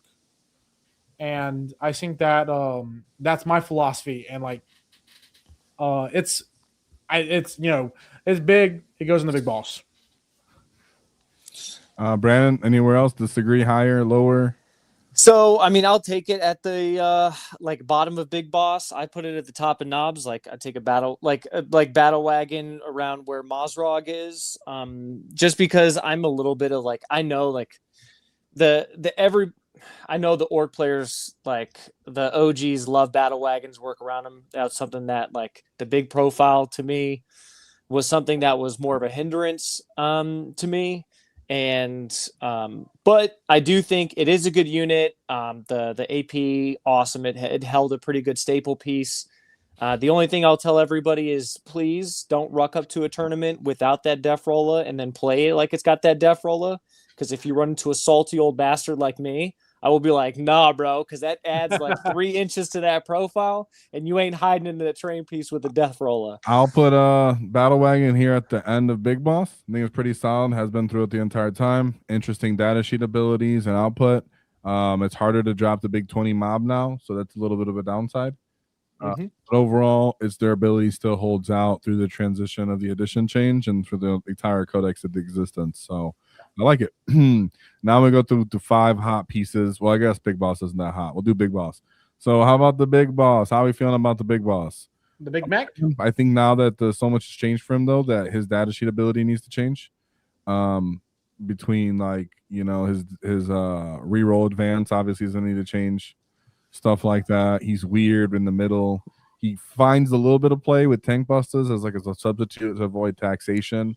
Or on Ludas or something like that in Dread Mob. But where do you guys put this guy at now that he can't do his gas plus Big Mac combo anymore? Put him behind the Death Killer War Trike, baby. Yeah, that's fair. I the engine that I like playing with him is with the Ludas. I generally, if I take 5 Ludas, I always have a Big Mac with them. Yeah, and I run that scene forward. Therefore, that custom Mega Blaster is getting those rerolls, and you have 6 KMB shots shooting at you with full rerolls is terrifying. Well, you have 9. You have HIV plus 2 spanners. At least if you're playing the big brick. I don't play the big bricks. I just do the 5. I play the big brick in Dread Mob, and you put big shells on it for bigger gifts with 9 KMB, and then you're just +1 to wound, +1 damage, sustain, and lethal on the go turn. It messes people up, especially because cover doesn't work the same anymore. So yeah, I'll say he still holds on at Knobs though. Yeah, he's a little tough. He fights a little decently. He needs to change next edition though to be more interesting. Yeah. And to kind of develop and evolve with it. Then we go to Pain Boy, one of the biggest pieces that's existing nowadays. Where are you rating the Pain Boy at? I think he's Knob for me. He gets played in Green Tide and some Freebooter builds. Well, right now he's everywhere, right? Is he still everywhere? I haven't seen right off the bat. Yeah. Right now he's everywhere on the Freebooter crew. You just play a bunch of mob hordes and you wall and you run forward and you regen half dead units or dead units, stuff like that. He has good output when you play sustain. He's somewhere currently people would probably play him in Warboss currently. Most likely if you were talking about his current meta placing right now. Throughout the entire edition, he's been probably like a knob for the entire edition. So I think he is either Big Boss or end of War Boss tier currently. I think he's got to lead Big Boss because he was the biggest beneficiary from the Gaz leading boys change. Yeah. Right? Like that, the fact, as long as Gaz can lead boys, Pain Boy stocks way up. It goes through all of the different archetypes that are, in the freebooter that stack on the Pain Boy. What I will say is there are a bunch of armies that actually have some pretty solid damage 2 output. 90 points is pretty crazy for him for being only 3 wounds. And if you don't have access to sustain for his all his damage to pop off, he's not as appealing for his output either, or his defensive ability. It's really about him regenning bodies out of nowhere that makes him so appealing. So I'll leave him at the top of Big Boss, but if people really want to argue, he could be War Boss. If you're not about him, if you're not about with him right now at the top peak meta, sure, he's War Boss. But as for forever, the entire edition, he's a Big Boss. All right. Speaking of the War Boss himself, man, with that new one, he is good. I really like the custom chopper a lot. If Green Tide didn't get as heavy of a nerf, he would be crazier because he would be with that custom chopper getting all the extra strength enhancements. That guy would be a menace if he still Green Tide was the best way to play the Horde Orc at the moment. But he probably still has a lot more play because in the freebooted crew, dude, that guy getting reroll wounds is insane because he gets so many attacks. He does a lot for your army. But he'd also went up in points. I put him at to me, yeah, the War Boss is a safe thing because you can always take one War Boss and never feel like. I don't know. I think War Boss has done us a great job the entire Codex existence. Yeah, he's low War Boss, and that for me personally, maybe I'm wrong, but maybe he's top of War Big Boss. What do you guys think right now? I mean, he goes on knobs. People have always used him to unlock knobs. Great on boys to get output out of them. Bottom of War Boss. Breaker Boys, he unlocks Breaker Boys to actually be useful. He does his job perfectly compared to any sort of captain similar role. I don't think you can expect more out of this kind of unit. If he can't deserve S tier as he is, I don't know what else he has to do, personally. So even if it's low S tier, but I mean, you guys disagree or? I agree. No, I think he's great right there. Like I said, either Big Boss or bottom of War Boss because he is a good unit, and you're never going to regret taking one. Okay, remember, guys, if you're listening live, interact with the poll so that we can get this settled on where we're going to put that model because this is live. So if you're here live, you get to decide also where some of these units end up. So make sure be ready to interact with the poll real quick as we settle here. Then we go to another big star, the big shock attack gun. So big macro shock attack gun. Where's he ending up?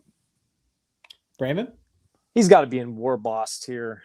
At least, if not War Boss. Yeah, if not, he's got to be in War Boss tier. He's so good for what he does. Yeah, it's unreliable, but he's got to play in so many different units and what he unlocks. And just the psychological warfare he does to your opponent, knowing that he's there, you can just play your opponent right into a trap. He does something to armies that are used to land raiders bullying the table that just they don't have that ability to, and you're like, sorry, dude, you're just not existing, and they're like, that's weird. What is this? So just don't play him in the demons matchup. Put him in a corner and hide. Yeah, I know, right? He's a great synergy with Tank Busters or with Ludus, the shooting even with med guns. So I think for what he is, he's great, and he belongs in War Boss. Anything else? Adjust. Good where he's at. No, I think he's great. I think the only thing on the big for him, this is what I played him with at the moment, is using that plunging fire on your home objective with him and 10 boys.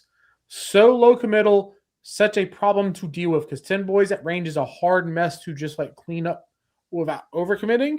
And then he looks at most other trash units that go out there in those 2 maybe free lanes in the early game and says, if you put a trash unit out there, he's going to kill it because it's I'm hitting you on freeze, you're reloading ones. And the heavy and plunging fire changes for him were massive with his real ones. He is surprisingly super consistent for orc shooting for, low, you are putting very low investment into him with a very high reward possibility. Yep. Yeah. Okay. And then, someone just said with the Breaker Boy, where are my Breaker Boys at?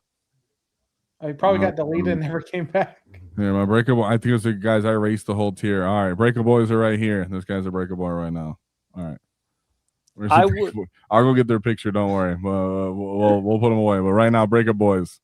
I put them in front of the hunter rig. That's where I would put them. Yeah. They're in a big steep competition as far Thank you, as chat, like, by the way. Just as far as like damage is concerned, the damage 3 is awesome, but it's a low model count. They, you have to give them a buffing piece to make them hit better. They do serve a role and they have a good role, but there's a lot of stiff competition for that role from characters that we want to attach anyway. So I put him above the hunter rig. Yeah, they're really relying on needing sustain, needing a character, avoiding the overwatch, and avoiding the interrupt or counterattack. They're just very, very delicate glass cannon type of thing to me, and not necessarily one of my favorite things to do. But they're pretty solid. They'd be somewhere up here, like you said, around the kill rig or hunter rig. I said the hunter rig, yeah, because I would take a truck first. I'm gonna pig. I'm gonna myself just put a pig in front of them. I'll bring the breaker boy picture and put them there in a second, though. All right, and then breaker boys right there in the middle top of knobs. So they're not bad. They're just, you have to be like a certain detachment. Characters want to invest in them. Know they're, it's all right, but they're a little too niche. They're not just universally strong and broad everywhere. But you know who is? WAAAGH. So where are we going for? He's the only one that snuffed out my boy Dirty Mike. He's the only one that he's top. He's top. Let's be real. He is very tippy top, very front of the line. Like he's kind of obvious somewhere. He's cracked. Perry. I would swap it back and forth on them. I only say that because preference interchangeable. The number top 2, 3 spots, whatever. I think Zagrod has more synergies with all the detachments. WAAAGH is just a plug and play, and I like going on Zagrod glory hunts and kills. So I'm biased, but WAAAGH is just your Swiss Army knife, and he is.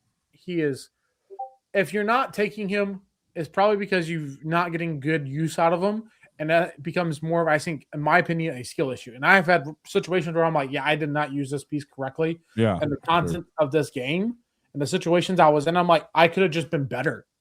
And WAAAGH could have won this whole game by himself. And I'm constantly running that with WAAAGH. Mm-hmm. And I'm like, dude, this guy is like, his options for plays are like insane. I agree. Nothing wrong with what you said. So last but not least, Gazgo Mag Ura Thraka. Behind Zod. Gaz, bro, I've loved him since Index. I said he's been having play, his Lakari lethal, everything like that. He's been unlocking Orks as a whole, in my opinion.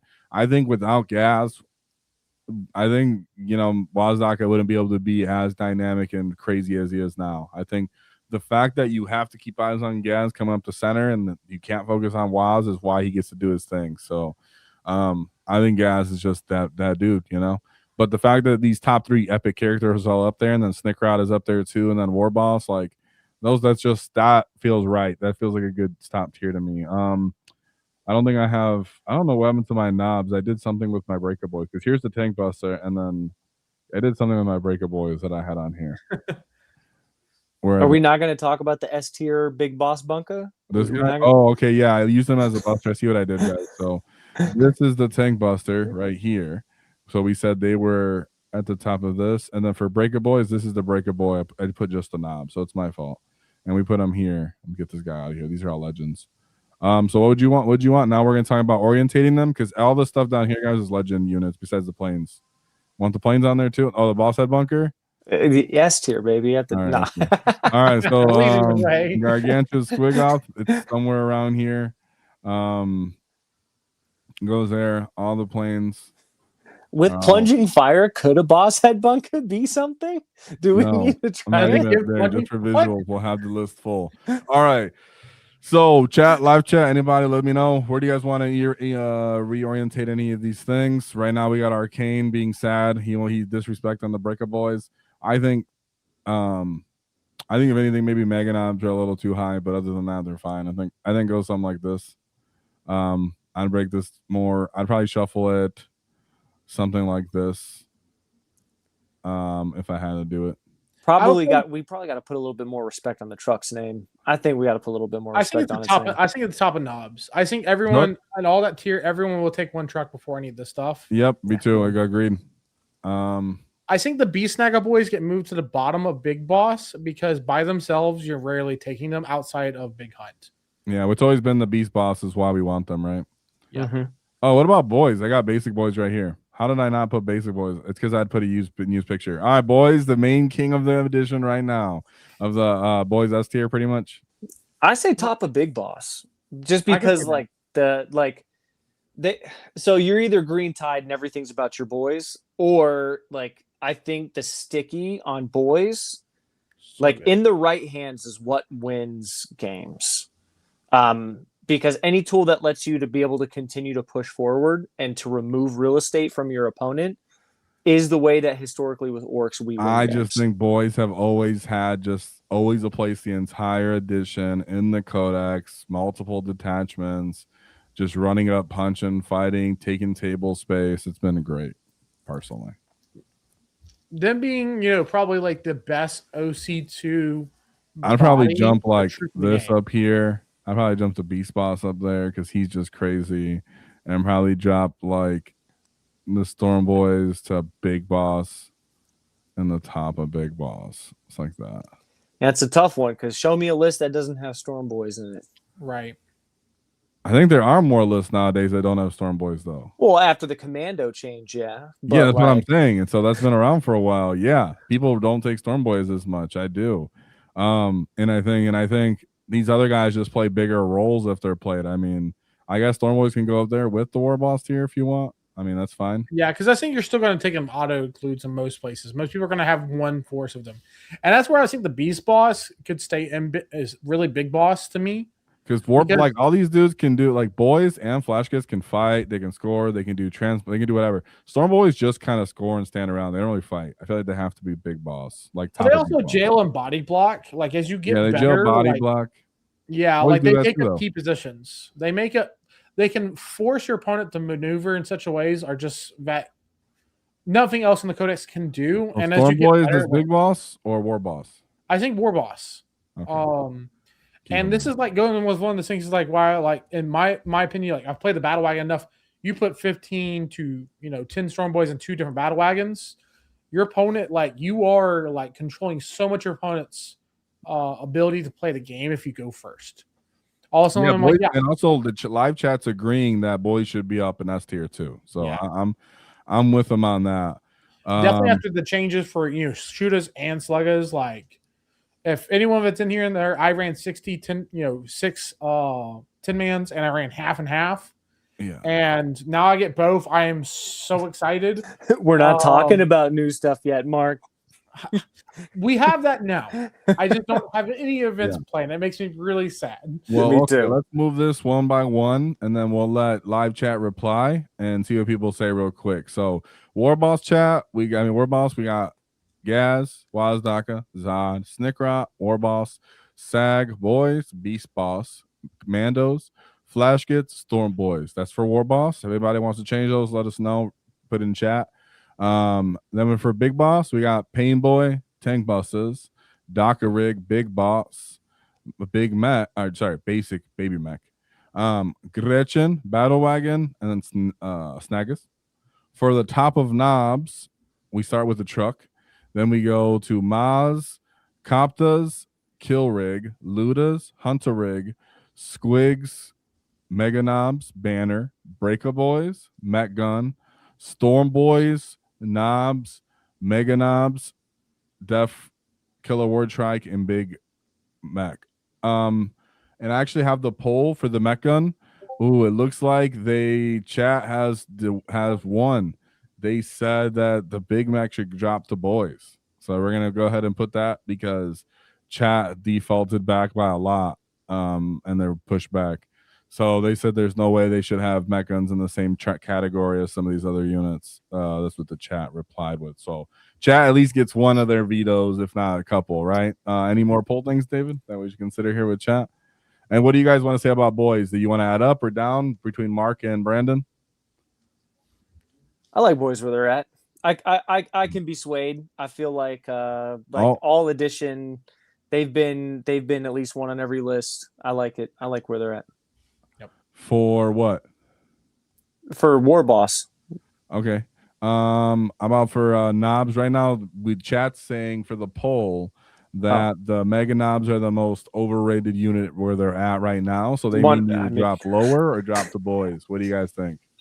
I don't think they dropped to boys. I think they dropped to the bottom of knobs. I think that so they have a play with it. They're not as like bad and niche as that is. There's someone I know like it takes that. a special person like Mark to play mega knobs and to have success with them. Yeah, that's the chat responded to that though. So that's where chat. So chat actually did get involved with this knob categorization. What we put stuff here. So anybody, Mark, anything else you guys want to reorientate these knob stuff? Copta should go to boys, but that's my own opinion. You said what? Copta should go to boys, but that's my own opinion. Okay, I'll put Coptas a little lower just so that I can put Squig Hog Boys a little higher. All right, so I think knobs is looking pretty good. You guys can let us know. And also, cheap people are also saying knobs. How about knobs versus mega knobs? Let's settle this.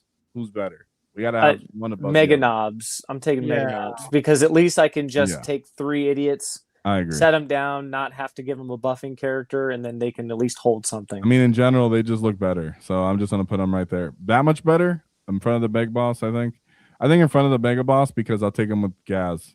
Here's the thing: is both the mega boss and the mega knobs. We'll look at 5 knobs and whoop them 10 times out of 10 versus the regular knobs. We'll look at they'll whoop squigs too, dude. They'll whoop squigs too. I mean, in the right conditions, man, they'll put a bunch of damage on them. They'll wound them very well. Good AP outside of the wall. They're always, it's something else. Squigs just 1 AP. So yeah, I think you move the hunter rig probably down to the bottom of the tier because it's really placed in the context situation of for sure big hunts because it's really good there. I'll but put it like else that. Maybe something like this where he falls back around knobs. Yeah, he's pretty trash. That looks a little bit more fair, right? I like it. Yeah. That looks a little. I'm actually liking the way this list shaped up. I actually feel pretty good about this bottom. And boys category. Want to reorientate any of our walkers that seem to all suck horribly? I feel like we need to reorient that weird boy. I can't believe y'all did that to my poor man. Yo, I think he should be at the front of boys. Oh, okay. Never in the back part of me. Like he is good. Yeah, that's a fair take. He's not that bad. He really should be up there. Yeah. The Big Mac can even join him possibly down here now at the end, where they're ending at the end of the edition. He's really not finding much play, but a little more. So I'll put him back up there. How about that? So how about that's good then? Oh shoot, we're missing the Big Mac and Mega Armor. What? That's my boy. Oh my goodness, dude. We'll put him as a placeholder, and then I'll grab the Big Mac and Mega Armor. I was missing somebody. The other guys I wasn't missing. I thought I was, but I wasn't. But I actually am missing Big Mac and Mega Armor. That guy needs a new kit, but we'll use this Big Mac right here. I think he sits behind Weird Boy. Yeah. Big Mac and Mega Armor? Yeah, I agree. Maybe in front behind the Stompa. If he was cheaper than the War Boss, he would have more play. But the problem is the War Boss will actually get in there and smack stuff and put it down. Versus this guy, he's going to look at them and he's going to, more than likely he's going to do more damage with his custom Mega Blast stuff than his melee. Yeah, and then he's going to take hazard and stuff like that. All right, that's cool. So I think those are good spots. And then War Track, I think. No, the War Track hasn't really shown its place. In theory, it can work. It just hasn't yet, but I think it could. Maybe it goes like that. Maybe War Track. I think it's like teams. I think this thing is really good in teams horde list. I'll put it like that. How about that? Something like that. All right. And then for runts, I think runts is pretty fair. They're pretty bad units. We said ways they think they could be better. I think at least for all the units that are below boys, we said ways that we think they can improve for the most part. And then anything else, we think they're pretty solid. So chat, any last words on what you guys want to say? Looks like the polls, they overrated the Mega Knobs, like we said, the mech guns, and then also they said the mech was a little too high. But mech actually had good play throughout the entire Codex existence. So I think he's all right. Maybe he can go like to the back, maybe like there, maybe on Snaggle Boys. I'll be fine with that. As for chat, that was my adjustments based off what live chat's saying, just in case anybody's watching. So this seems to be the final for the positioning on the tier list rankings.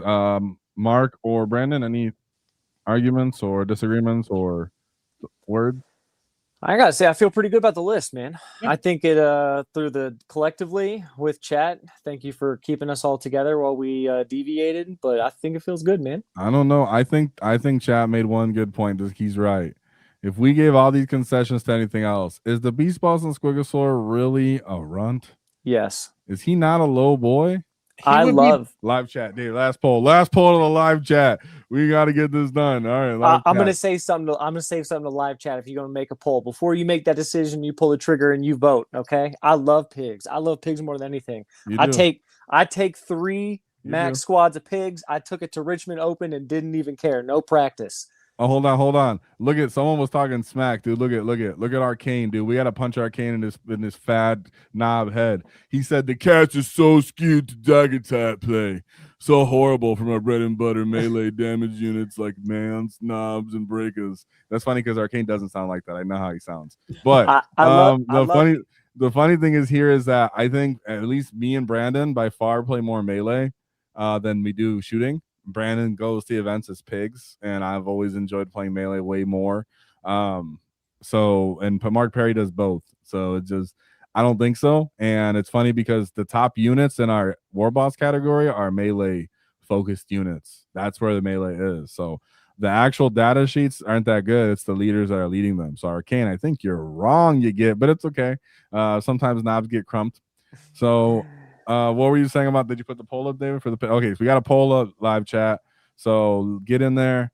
Is the Beast Boss and Squigosaur a runt or is he a boy? He doesn't give pigs +1 to hit. Yeah, he doesn't. He gets +1 charge. You get free heroics. Cool. The second that your opponent knows about it, it gets played around, and he hits like a pool noodle. Like he's there. His whole existence is to hold a 9-inch scout and big hunt. That's his whole existence. And I can't be convinced otherwise. If it wasn't for that 9-inch scout move, he would be behind the planes. Dude. All right, so it's funny. All right, so I'll say this right here. I'm being fair right now to the chat. They're very adamant so far, but it's only been 20 votes. We need more votes here. I'm in agreement with you guys that he's a runt. Chat is a little bit into boys, but it's only about 20 votes so far. So I can't change it based off 20. Because there's a lot more viewers than that. But I think he's just pretty bad, makes the unit huge. Doesn't really help for its survivability. Best thing he does is make it move faster around the field sometimes, like you guys said. So I think he's definitely a runt. Yeah, because I'm looking at these boys units and I'm like, I'd kind of rather take those. Yeah. You take the boy units, there's like nothing in knobs. Like for damage output, he doesn't have it. For survivability, he barely has any.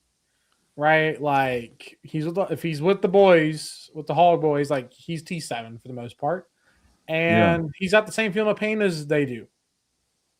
He's got 5 invulnerable. If you're in the wall, like whatever. Like it ain't gonna do nothing. He's a sad man. And the thing that can make him better is just make the Beast Choppa actually good. Like I don't know why you got the idea that it's just a Choppa. A Warboss would not just carry a regular Choppa and not be a bigger Choppa. Big Choppa. Okay, I think in casual. So right now that means based off the math, we probably got about 12 votes that are saying that he should be a boy. And then the rest are saying he still belongs in a runt. I think because all three of us think that he's a runt, David, we'll have David as the last word. David, and this is the Big Mac channel, right? We got to get last vote in. Chat is saying the chat's just a little bit saying that the Beast Boss and Squigosaur should be a runt. Little Molina. Us three are saying he's a boy. He's a runt. Chat saying he should be a boy. From the poll. You think he's a runt or? Yeah, David's agreeing he's a runt, guys. So I think we're we're gonna take on board the WAAAGH Tactics crew and just say that he stays in a runt category for the Beast Balls and Squig Store. And we got 12 Bro Joe Bravo, which is Big Wicked Joe, which I'm sure would agree that the Beast Boss on Squig Store is pretty bad. So pigs and rigs, baby. So I think that's it for the tier list video. Any last words from you guys? Thank you for being here, everybody. Mark, any last words? You there, Mark? Can't hear you. Wah. Okay. Mark's ready for that codex. Brandon? I'm ready. Thanks for having us. Thanks for having us along. Thanks for doing this. Love to see me get flamed in the comment section for any of my takes. I'm so ready for it. And let's get to crumping, boys. Yeah, dude, this is awesome. Great way to end it. Where everybody, this is where we think they ended up, where how everybody did this since the entire codex inception to now. So if you're wondering why people ended up where they were, they got a little bit of passive points for what they did in the past. That might have ended up a little higher in the rankings than you might have thought. So there's a bit of bias in here, a bit of fun, tongue in cheek, everything in between. Real actual points that were given and thoughts, but this was really thought through and also very fun. So thank you guys for being here. Thank you guys for leave a like, subscribe, and make sure there's always one thing to keep in mind is don't cross our wall because we'll not get devolved.